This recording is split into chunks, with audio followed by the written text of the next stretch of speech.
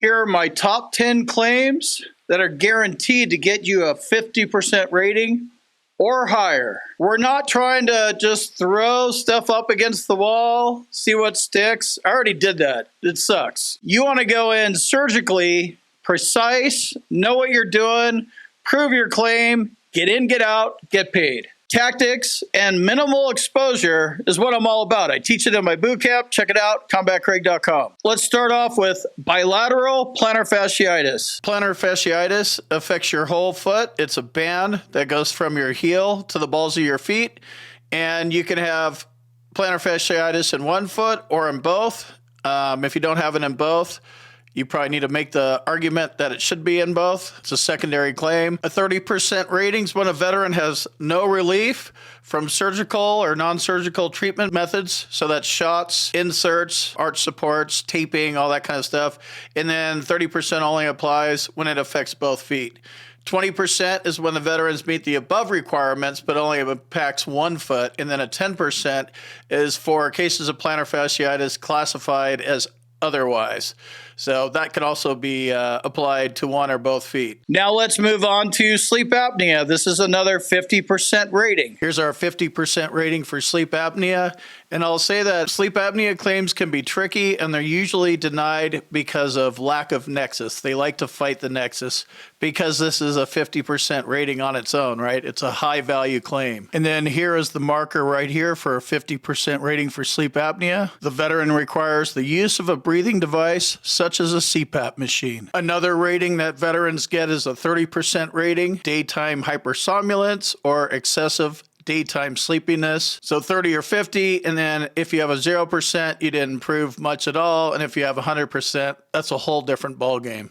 So 50% is what we're shooting for here. Now let's go on to major depressive disorder. This one's a 70% rating. We're not going after 10s and 20s. We're going after 50s and higher. Here's an example of a good solid rating of 70% for major depressive disorder. And here's the rating criteria for major depressive disorder for 70%. Occupational and social impairment with deficiencies in most areas of your work and social life. And you can see here that depression is actually listed as one of the symptoms here.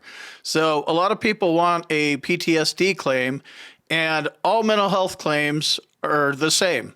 PTSD, generalized anxiety disorder, all of them are all lumped up into one mental health rating. So major depressive disorder is actually easier to win than PTSD, and it's a symptom of PTSD. So path of least resistance, might as well go with the easier claim to win and get paid the same. All right, how about this one? Major depressive disorder at 70%.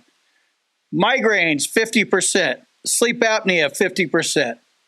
Those are three solid claims right there.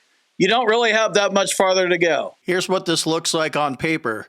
70% for major depressive disorder, 50 for sleep apnea, and 50 for migraines. You can see some other things on here, but clearly this veteran started focusing on high-value claims, and he's not going after the knee strain right and the shin splints and the knee strain left, even though he has service connection for them. He's increasing claims that are actually going to get him into the hundo club. If we pop over to the calculator here, 70 plus 50 plus 50 equals 93%, rounded down to 90. So you're already almost there. You literally need 2 more points to get to 95, round it up, in the hundo club. High value claims, make sure mental health is one of them. If you need medical evidence, you need a doctor to do this, check out my med team, also my boot camp as well. Links to both are in the description. If you have a solid lower back rating, 40%, you might want to go this route. Here we have invertible disc syndrome of thoracolumbar spine, 40%. And then the little down arrows are secondaries. So right lower extremity, 40%, left lower extremity, another 40%, and then a third secondary for somatic symptom disorder with depressive and anxious features. Somatic symptom disorder is the mental health part of the pain. So this veteran turned 140% rating added 3 more secondaries on it. And then once they're service connected, it doesn't say primary service connection or secondary service connection.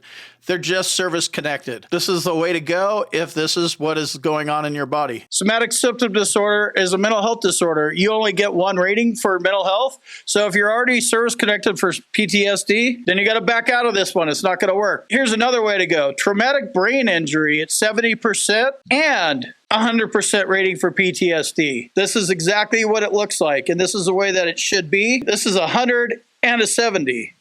And you might even be lowballed for the TBI.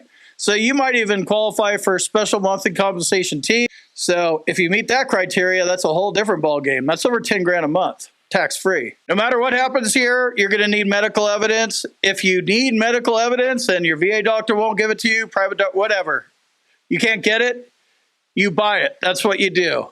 Send an email right here and say, I need medical evidence to prove and win my VA claim. All right, well, we're doing kind of lower ratings and then layering on secondaries. Let's do degenerative disc disease with secondaries. We have our anchor point, which is degenerative disc disease at 10%.